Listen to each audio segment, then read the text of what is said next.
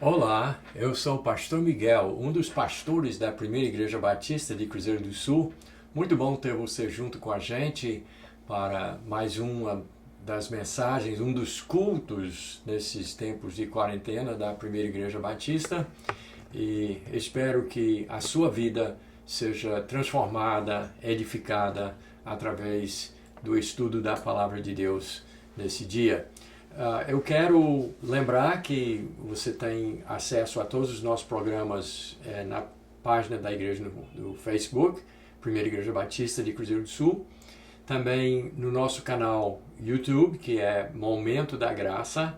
E tem uma série de lições desse ano já, bastante material, caso você seja novo aos nossos programas. E também dá para assistir todos os nossos programas também nos nossos programas de rádio. Então, nós vamos deixar você bem informado sobre como acessar todo o nosso material.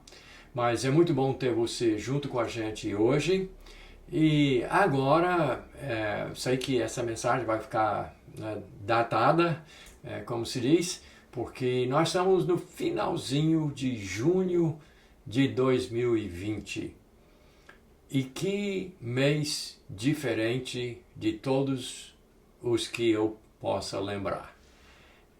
Essa semana eu estava voltando pela BR, lá do acampamento da igreja, já iniciozinho da noite, e aí de repente uma coisa me chamou a atenção e me fez recordar algumas coisas. Eu vi na frente de uma casa, apenas uma, aqueles 2 pauzinhos enfiados na beira da estrada e com a lenha amontoada ali e já a criançada tocando fogo. Aí eu me lembrei, nós estamos em junho e aí então são as pessoas aqui no interior, pelo menos algumas ainda estão fazendo alguma coisa para a celebração das festas juninas, popularmente faladas. Então, aí eu comecei a pensar, puxa, como está diferente. Quando, há 60 anos, eu cheguei no Brasil, meu pai alugou uma casa por alguns meses em Manaus, na periferia, no iniciozinho da década de 60, na periferia de Manaus. E eram pessoas, todas ao nosso redor, pessoas simples, pessoas pobres, pessoas bem religiosas. E eu então, naquele primeiro ano de Brasil, eu pude assistir, inclusive com assim aquela admiração de criança, eu pude assistir as muitas fogueiras, quase toda a casa tinha uma fogueira em dias específicos do mês de junho. E aí tinha negócio de a própria criançada improvisava e fazia aquele negócio de boi, não sei o que, né? Todo mundo sabe o que é. E aí então tinha fogos de artifício, quadrilha, né? Era muito interessante. E para um garoto de 12 anos, então, era assim uma coisa que me causava assim aquela admiração. Meus pais, que não sabiam o que era aquilo, porque nós estávamos recém-chegados no Brasil, meu pai e minha mãe não eram crentes de muito tempo, eles antes não tinham religião nenhuma. Meu pai se converteu e se batizou e se tornou pregador do Evangelho, depois veio como missionário, por isso que nós viemos para Manaus. E então, mas eles não tinham assim muita noção do folclore, da cultura do Brasil e também dessa parte religiosa. Por que fogueira, né? Por que dias específicos para determinados santos. Então eles não tinham muita noção disso. Então eu não participava, né, daquelas coisas de boi, de quadrilha e de saltar fogueira e nem de soltar fogos, mas eu assistia, né? Eu ia para frente de casa e me misturava ali no meio da meninada. E então você pode imaginar então a lembrança que veio, porque agora, em junho de 2020, faça uma fogueira na frente da sua casa, porque com a situação que nós estamos agora, até as pessoas não fazem, não estão queimando nada. E isso é bom, né? Isso é ótimo. Quer dizer, eu me lembro, anos e anos e anos a fio, no mês de junho, você saía à noite, em determinadas noites, e você não conseguia enxergar nada de tanta fumaça, né? As pessoas, né, fazendo as suas fogueiras. E o barulho de fogos e todas aquelas coisas que acompanham a cultura, o folclore e a religiosidade popular. Então, mudou, esse ano está muito diferente. Mas eu estou falando tudo isso para dizer que às vezes as pessoas concentram muito nas festas, nos ritos da sua religião, e são pessoas sinceras, são pessoas devotas, porém perdem por não saber a quem deveriam homenagear, a quem deveriam prestar muita atenção e que deveriam dedicar as suas vidas inteiramente a essa pessoa maravilhosa de que nós vamos falar e falamos em todos os nossos cultos e todas as nossas mensagens. Então, tendo falado tudo isso, eu quero convidar você a abrir a sua Bíblia para o livro de Romanos, capítulo 11, e eu quero ler do verso 33 a 36, porque nós queremos que você não sinta saudade de festas juninas. Se festas juninas, apesar de ser, né, muito folclore, muita cultura, muita religiosidade, mas nós poderíamos viver sem isso. Está sendo provado que nós podemos viver sem essas coisas, mas tem uma pessoa na nossa vida que nós não podemos viver sem. É a pessoa do Senhor Jesus Cristo. E a Ele, mesmo em tempo de quarentena, nós podemos celebrar. E agora é um bom momento para a gente refletir sobre a importância do nosso Deus. Então, Romanos capítulo 11, versos 33 a 36, diz assim: Ó profundidade da riqueza, tanto da sabedoria como do conhecimento de Deus! Quão insondáveis são os seus juízos e quão inescrutáveis os seus caminhos! Quem, pois, conheceu a mente do Senhor? Ou quem foi o seu conselheiro? Ou quem lhe deu a ele para que lhe venha a ser restituído? Porque dele, e por meio dele, e para ele são todas as coisas.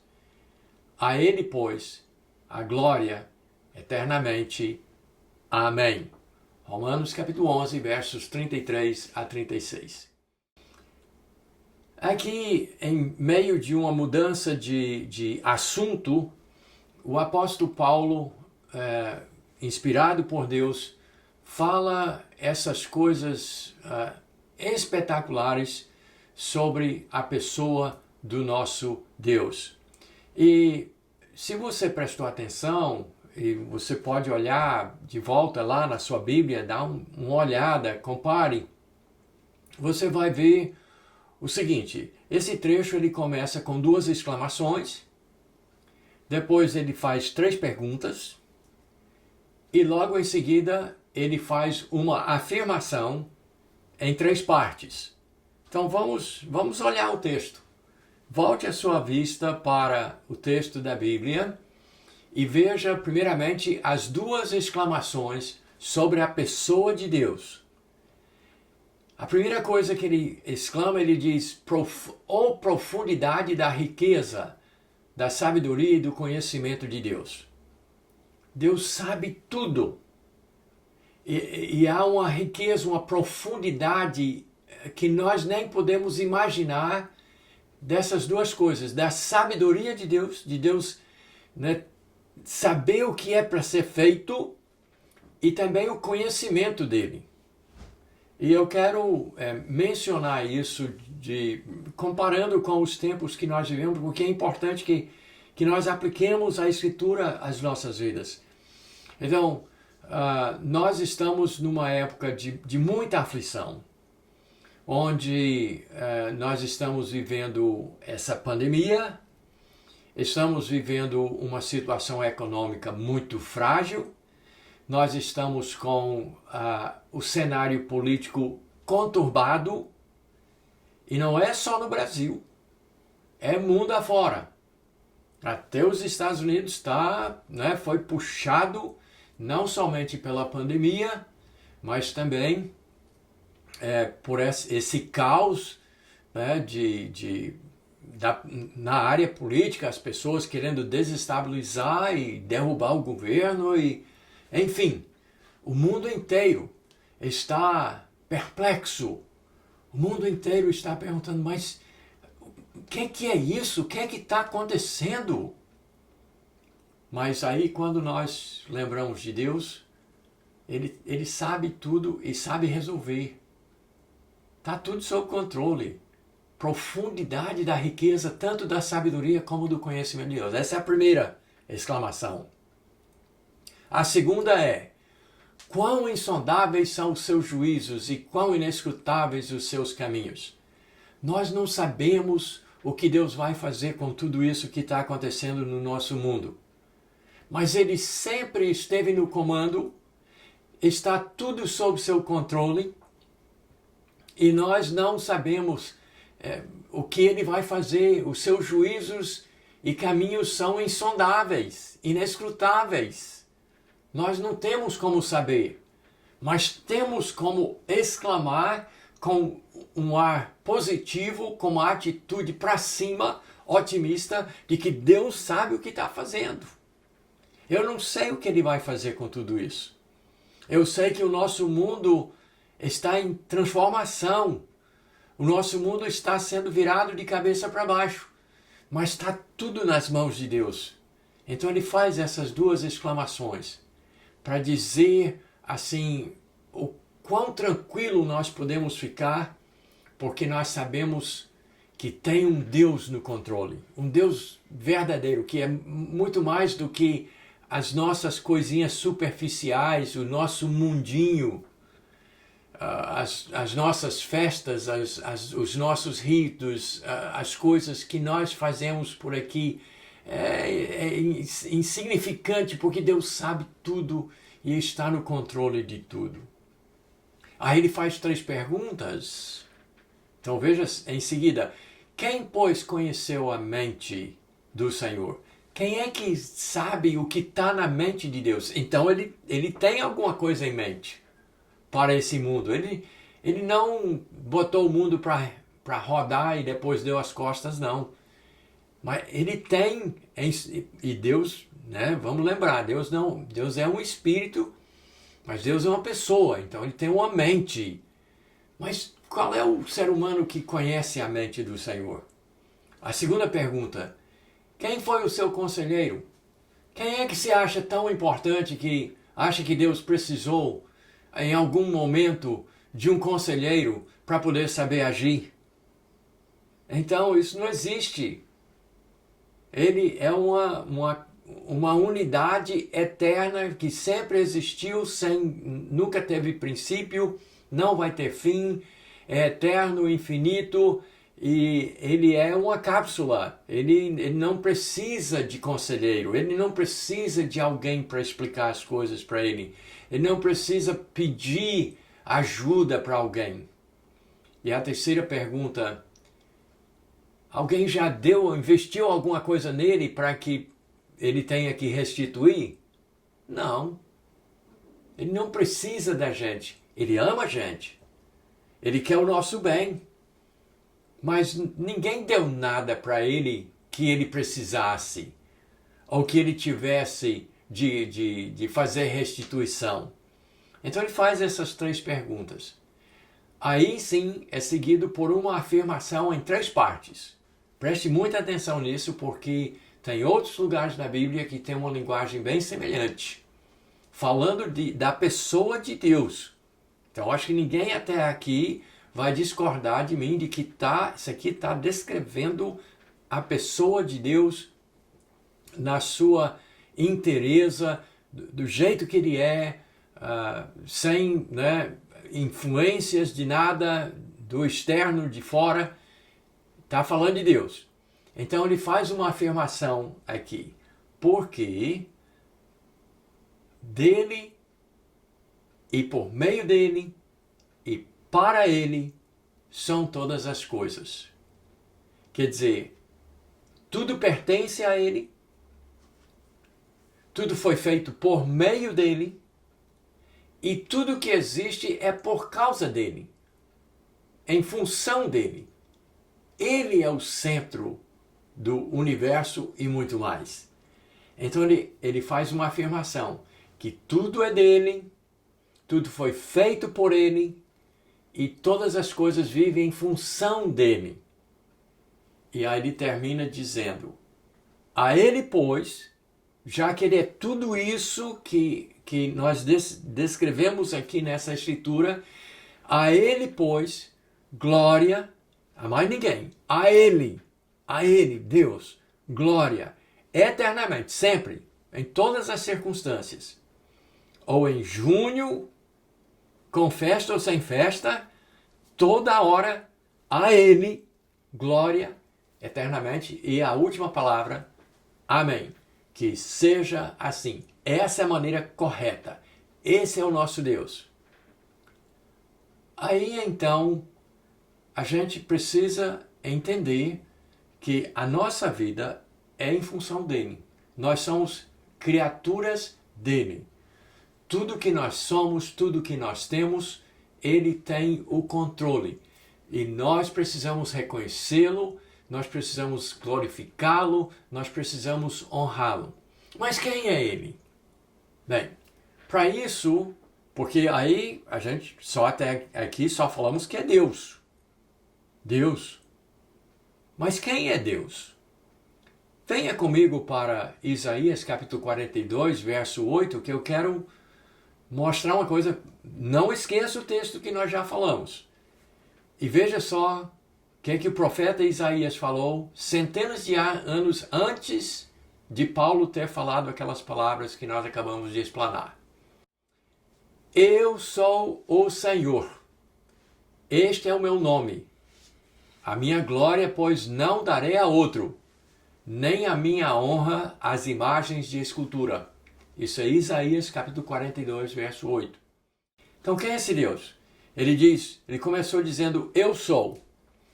Vamos lembrar, fazer uma pausa aqui para lembrar que quando Deus falou com Moisés para libertar o povo de Israel, Moisés queria saber como é que eles vão saber que foi Deus que me mandou. E Deus disse para ele, diga somente que eu sou lhe mandou. Então o texto aqui de Isaías começa dizendo, eu sou. Mas eu sou o quê?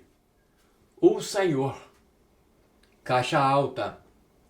Significa que lá na Bíblia original, no hebraico, ele diz, eu sou Jeová, que era o nome mais sagrado de Deus no Antigo Testamento. Eu sou Jeová. Então, Deus é quem? Deus é Jeová. Jeová é Deus. Ele diz, esse é o meu nome. É o nome pelo que eu sou conhecido. Todo o meu povo me conhece por Jeová. Aí ele continua. E ele diz, a minha glória eu não darei a outro. Lembra que no texto do apóstolo Paulo, a última afirmação lá é que a ele, pois, a glória eternamente. A Deus. Quem é Deus? Deus no Antigo Testamento tinha um nome. Além do título, eu sou, ele também dizia, eu sou o Senhor, eu sou Jeová. Esse é o meu nome. E a minha glória eu não dou para outra pessoa. E ele ainda continua dizendo, e nem a minha honra às imagens de escultura. Então, uma coisa que, voltando a falar das festas juninas, que meus pais não sabiam nada de Santo Antônio, de São Pedro, de São João Batista, eles não sabiam nada sobre o que significava isso, como é que isso era, como é que isso funcionava dentro da religião, eles não sabiam dessas coisas. Eles vieram aqui para falar de Jesus Cristo para as pessoas, mas eles não sabiam que na religião popular tinha tanta devoção a tantos santos e santas. Mas então, aqui o profeta Isaías deixa muito claro que é muito importante você entender que Deus é um só, ele tem um nome e a glória é somente dele. Então nós não temos nada que está honrando São Pedro, ou Santo Antônio, ou São João Batista, ou nenhum santo, nem santa, e muito menos fazendo imagem de escultura de nenhum tipo, porque Deus era o pior pecado, a coisa que mais irritava Deus em todo o período do Velho Testamento e para sempre é quando as pessoas fazem imagens e dão honra a outra pessoa. Isso para Deus é abominável, ele não gosta disso. Ele não quer que ninguém faça a imagem de escultura, porque ele não divide a sua glória com outra pessoa, porque ele é um só Deus.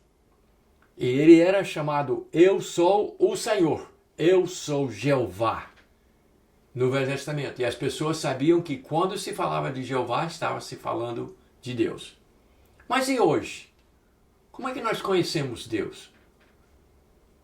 Deus se manifestou, Deus se revelou aos homens na pessoa do seu Filho amado, Jesus Cristo. E daí então, fique ligado que lá ele disse, lá em Isaías ele disse, meu nome é Jeová. E aí tem pessoas que até hoje acham que só pode conhecer Deus só pode honrar Deus através do nome Jeová. Esse era o seu nome no Antigo Testamento. Mas veja só uma coisa que a gente tem revelada no Novo Testamento. Quero que você leia comigo Filipenses capítulo 2, versos 9 a 11. Marque na sua Bíblia esse texto. Filipenses 2, 9 a 11. Diz assim, pelo que também Deus Jeová, o exaltou sobremaneira e lhe deu o nome que está acima de todo nome, para que ao nome de Jesus se dobre todo joelho nos céus, na terra, debaixo da terra, e toda língua confesse que Jesus Cristo é Senhor, para a glória de Deus Pai. Filipenses 2, 9 a 11. Então, o próprio Deus infinito, no seu conhecimento, na sua sabedoria, nos seus caminhos inescrutáveis, nos seus juízos insondáveis, ele decidiu que hoje, quem quiser honrá-lo, quem quiser glorificá-lo, será em um outro nome, no nome, que é o nome de Deus hoje, o nome de Jesus. E ele ainda diz nesse texto, é uma questão de fé, você tem que ter confiança de que Deus não mente, que é isso que ele realmente fez, porque diz a Bíblia que Deus exaltou o nome de Jesus acima de todos os nomes. E que ao nome de Jesus, todo joelho teria que dobrar, nos céus, na terra, debaixo da terra, e toda língua terá que confessar que Jesus Cristo é Senhor. Que Ele é, aqui na língua grega é curiosa a palavra Senhor. que é a mesma palavra que seria, se fosse traduzido, o nome seria Jesus Cristo é Jeová. Para a glória de quem? Do Deus infinito, para a glória de Deus Pai. Então, ele não mudou. Ele só disse que agora, se você quiser me conhecer, eu agora sou conhecido através do meu Filho, Jesus, o Cristo. E o nome que está exaltado acima de todo nome, a quem todo mundo terá que dobrar joelho, não é a Pedro, não é a João, não é a ninguém, é a Jesus, que é Deus, o Deus infinito, verdadeiro, feito carne, feito homem. Ele é Deus e o seu nome está acima de todo, e todo mundo que queira glorificar a Deus terá que glorificar através da pessoa de Jesus. E aí então eu tenho muitas escrituras que a gente poderia ler, mas eu tenho mais um texto que eu preciso ler para você, porque eu preciso convencer você a deixar as imagens de escultura, a deixar as suas idolatrias, a virar a página sobre o que você sabia de religiosidade, de folclore, de festas juninas, de cultura. Isso tudo é coisa mínima, porque tem um Deus no céu que merece a nossa honra, que merece a confissão do seu nome e a sua glorificação. Então leia comigo Colossenses, capítulo 1, versos 15 a 17, porque preciso convencer você, o Espírito Santo precisa convencer que Jesus é Deus e Ele é o Salvador e é a Ele que você deve prestar toda a glória e toda a honra. Leia comigo. Colossenses 1, 15 a 17. Ele é a imagem do Deus invisível, o primogênito de toda a criação, pois nele foram criadas todas as coisas, nos céus e sobre a terra, as visíveis e invisíveis, sejam tronos, sejam soberanias, quer principados, quer potestades, tudo foi criado por meio dele e para ele. Ele é antes de todas as coisas, nele tudo subsiste. Colossenses 1, 15 a 17. Refere-se a quem? A Jesus. Ele é a imagem do Deus invisível. Ele é o primogênito de toda a criação. Todas as coisas que foram criadas foram por meio dele. Ele é o Criador. Ele é Deus. Ele é Jeová. Ele é a revelação de Deus aos homens. E nós precisamos nos submeter. Nós precisamos nos ajoelhar. Porque Ele nos amou tanto que Ele veio ao mundo, inclusive para nos salvar. Deu a sua vida na cruz, morreu, foi sepultado e ressuscitou como homem, na carne de um homem. Isso porque Ele ama a gente. E Ele é o Deus que quer ser conhecido. Mas Ele precisa ser honrado. Ele precisa ser reconhecido.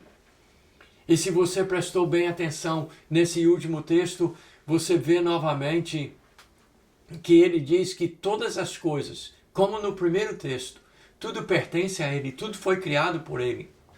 Ele é, eu preciso que você entenda, eu preciso convencer você de que Jesus é Deus Jeová. É o Deus verdadeiro, o Deus eterno, que criou todas as coisas e que ama você e que deu a vida numa cruz e quer comunhão com você. Ele quer livrar você dos seus pecados. Ele quer que os seus pecados sejam pagos. Ele quer livrar você da culpa. E não é religião, não é festa, não é rito, não é o que a gente pensa. Ele é quem Ele é. Ele é o Deus Todo-Poderoso. E nós precisamos honrá-lo e dar glória a Ele eternamente. Então, por favor, meu amigo, entregue a sua vida a Jesus. Passa toda a honra, toda a glória a Ele. Recebe-o como seu Salvador e como seu Senhor, porque é isso que Ele é. Deus abençoe, então, e até a próxima oportunidade.